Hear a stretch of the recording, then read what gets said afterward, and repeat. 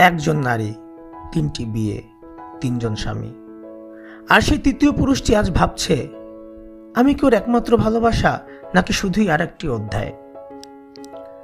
লন্ডনের উচ্চবিত্ত সমাজে ওয়েথন সদ্য বিয়ে করেছেন আলিসকে। অভিজাত, মার্জিত, ভদ্র এই নারী যেন তার জন্যই তৈরি। চোখে মুগ্ধতা, মনে শান্তি। ওয়েথন ভাবে এই সম্পর্কেই জীবনের শেষ গন্তব্য। আলিসের মতো মেয়ে পাওয়া তার জীবনের এক পরম সৌভাগ্য।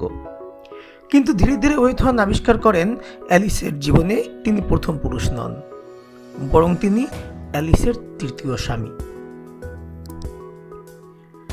অ্যালিসের প্রথম স্বামী মিস্টার হ্যাস্কেট। হঠাৎ করেই তিনি একদিন আবির্ভূত হন। উদ্দেশ্য অ্যালিসের মেয়ে লিলিয়ের দেখভালের বিষয়টি। ওয়েথন অস্বস্তিতে পড়ে যান। তিনি ভাবেন, আমি কি ভদ্রলোকের মতোই আচরণ করব, নাকি একজন ঈর্ষান্বিত স্বামীর মতো মুখ ঘুরিয়ে নেব। কিন্তু হ্যাস্কেট একেবারে নিরীহ মানুষ। তার কোনো অহং নেই, কোনো অভিযোগ নেই, শুধু মেয়েটাকে ভালোবাসেন। ওয়েথন বুঝে যান, প্রথম স্বামী হিসাবে হ্যাস্কেট বেশ শ্রদ্ধার যোগ্য।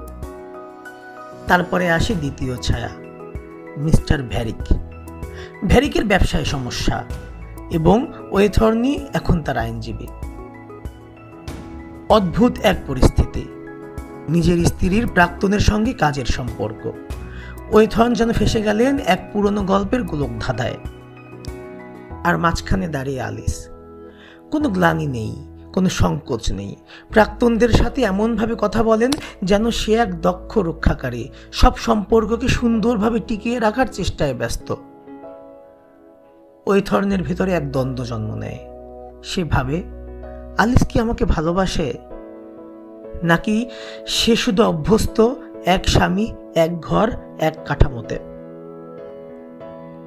এক সন্ধ্যায় ওয়েথর্ন, অ্যালিস, মিস্টার হ্যাস্কেট এবং মিস্টার ভ্যারিক এক টেবিলে বসে চা পান করছেন।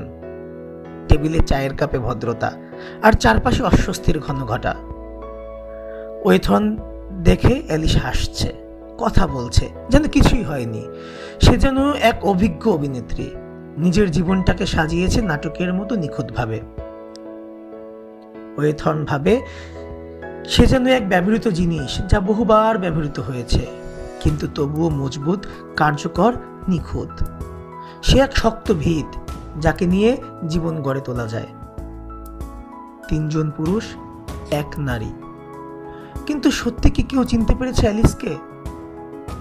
এই যেন নারীর বিবাহিত জীবনের বহুমাত্রিকতা, যেখানে পুরুষ শুধু মালিকানা খোঁজে, আর নারী বাস্তবতাকে দক্ষতার সাথে সামলে চলে।